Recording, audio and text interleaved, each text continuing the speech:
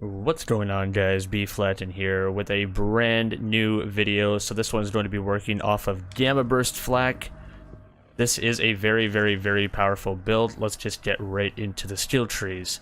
So I utilized most of Blue Tree, not the majority, but a good portion of the Blue Tree. Let's go right over it.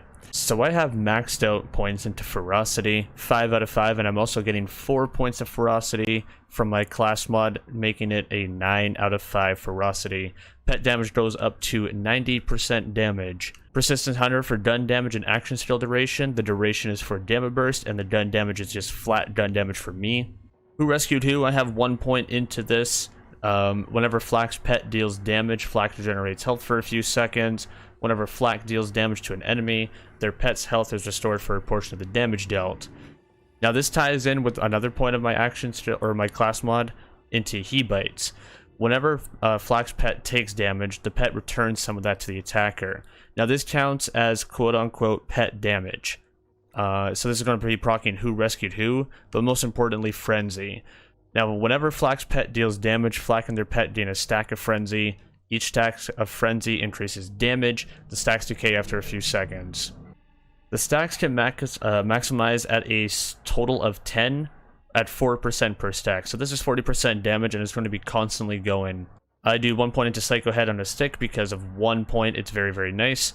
Whenever Flak kills an enemy, their pet gains increased movement and damage for a few seconds. You get 26% pet damage and pet movement speed goes by 16%. It allows you for your pet to revive you a little bit quicker, and it also lets your pet go and swing in for major damage. Now one of the most important skills in this tree is Barbaric Yop. The power of the pet bonuses is granted by 200%. We're going to be revisiting this skill a couple of times based on the rest of the tree.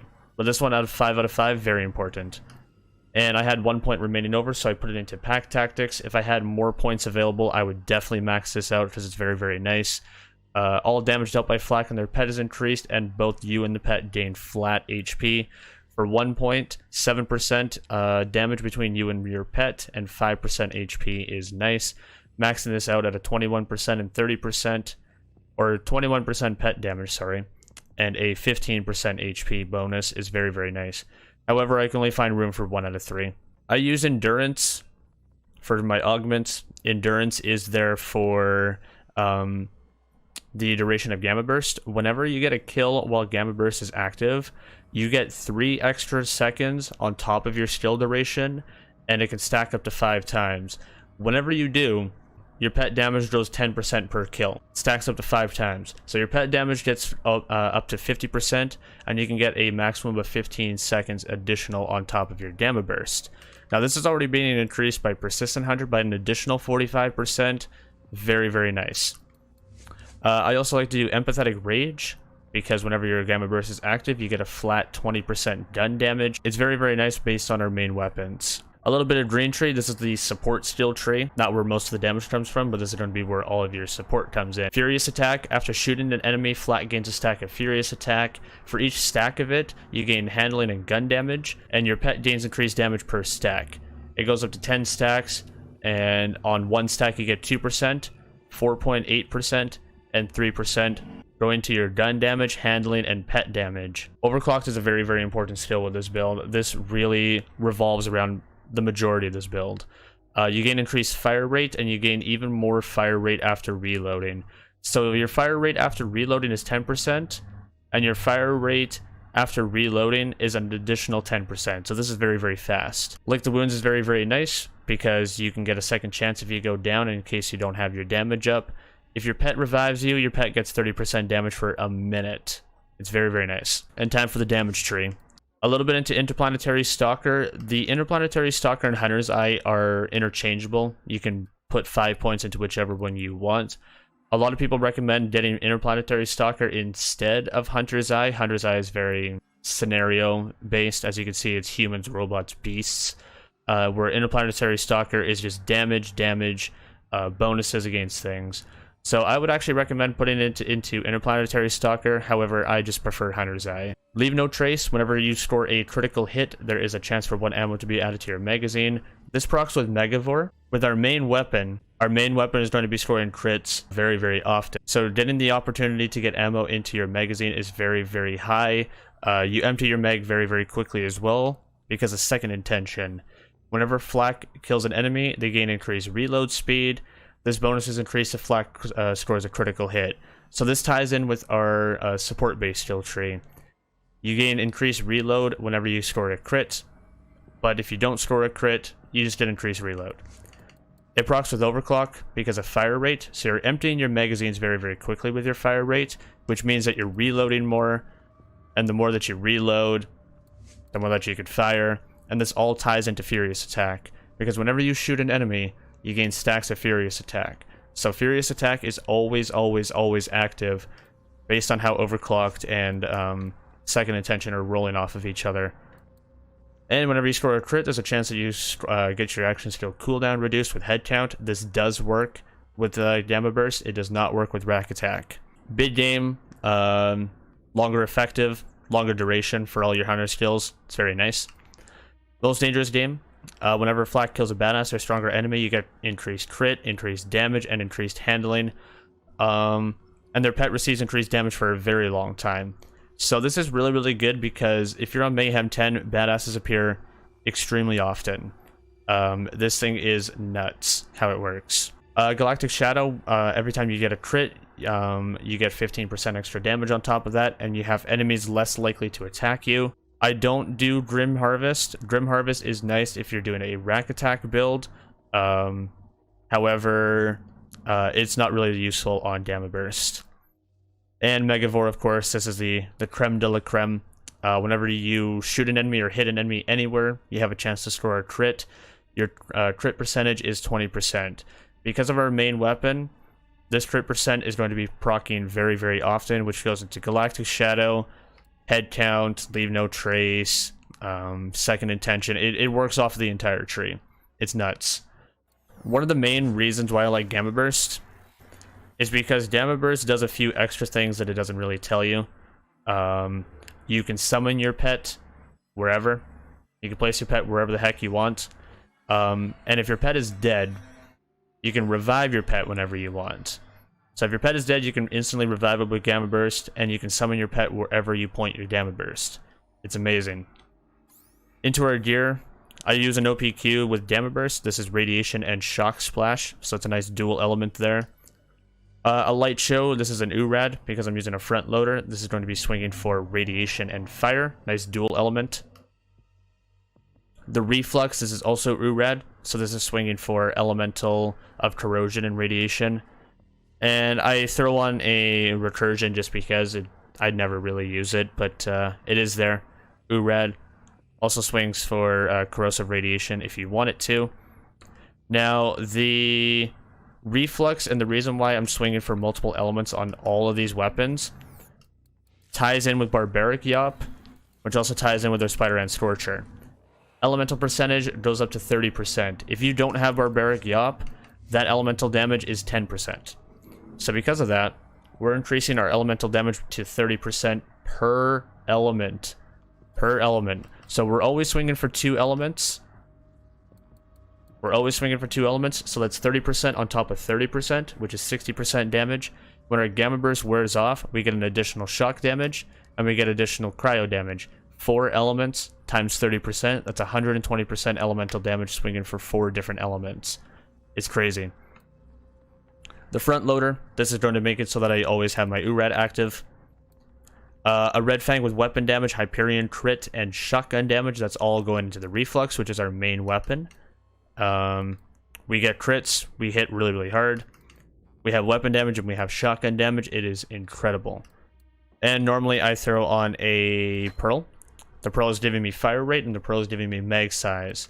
More shots with the Reflux, and more fire rate, which also ties into our overclock still, so we can have additional fire rate, which goes into, of course, Second Intention, and everything kind of repeats itself.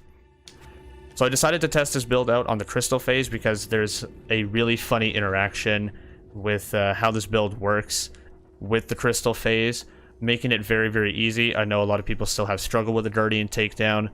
This is the easiest crystal phase that I've ever had. I've done this on normal takedown, and I've done this on true takedown with the same amount of success with ease. This is how it works. So you come to your first crystal phase, you wait for the portal, you summon your Gamma Burst, and your pet goes right into the action.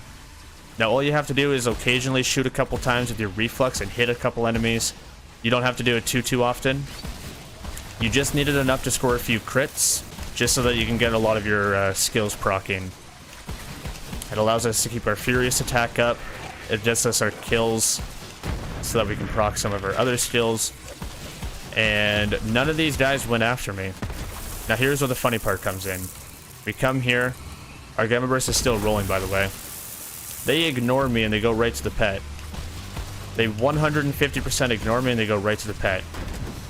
And look at that, we got a few kills. There's head count, Gamma Burst up. They're gonna look right at the pet. And it melts.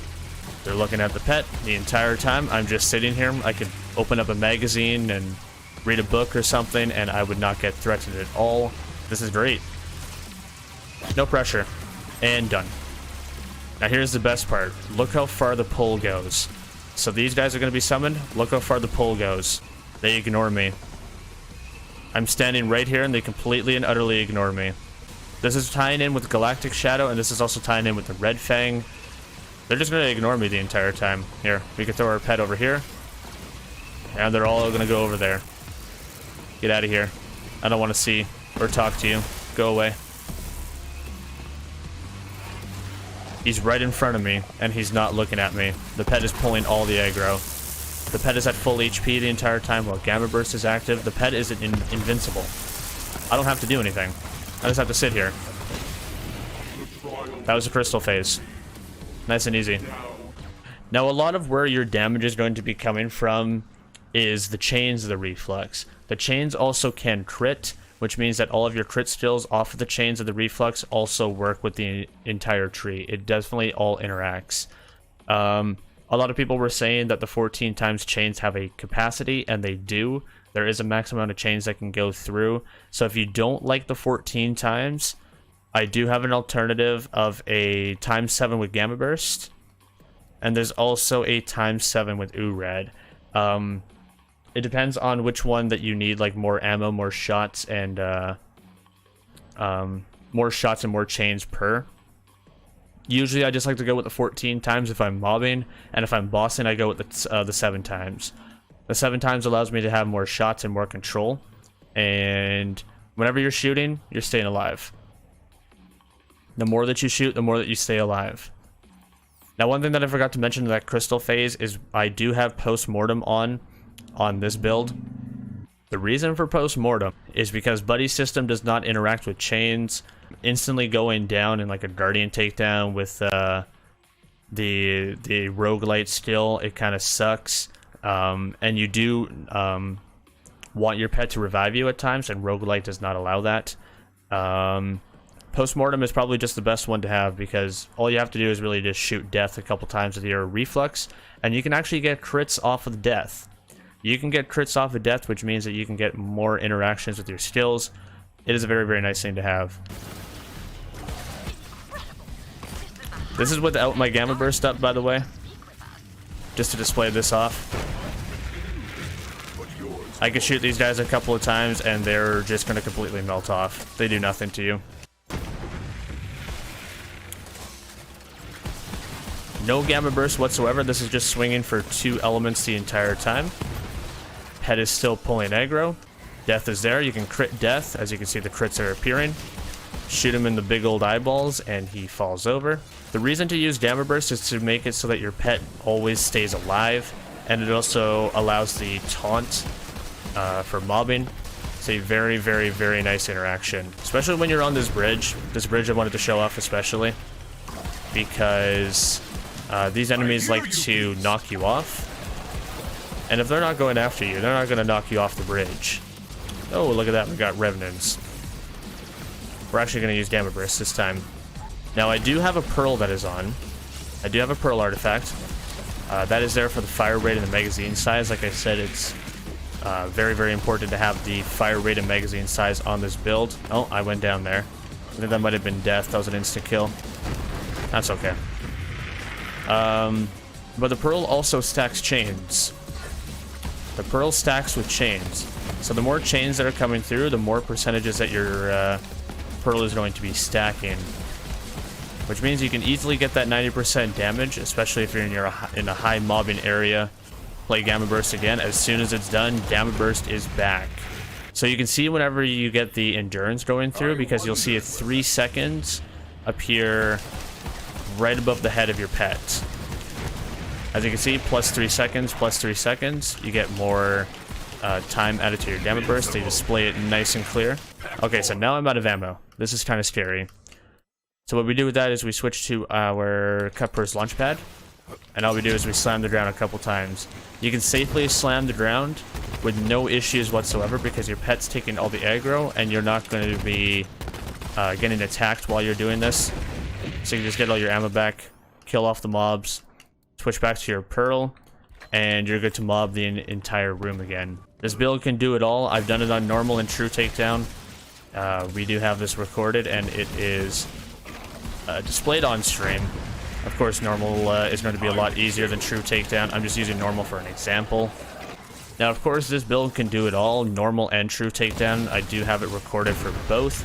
I'm just using normal takedown right now as an example of just how much this build can do. True takedown is going to be a little bit more difficult, of course, because of HP values, but it can still do it with ease. You're distracting enemies, you're not taking much pressure, you do a ton of damage with the reflux, and it got me through in a pretty good time. I want to say about 20-25 minutes.